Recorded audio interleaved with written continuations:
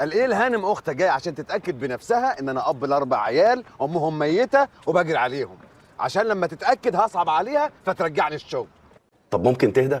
اهدى ايه بس يا اخي، والله انا زهقت من الشغل، ولا عدت طايق شغل ولا بيت ولا نفسي ولا اختك، انا لما كانك اتبرى منها. طيب سلام يا حسن.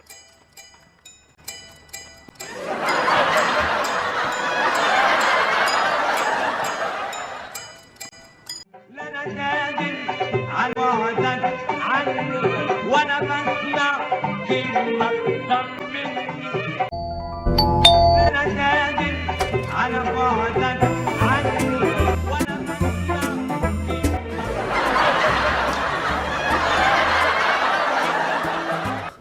بتعملوا ايه هنا يا بابا؟ بابا انت مخلي بلطجيه؟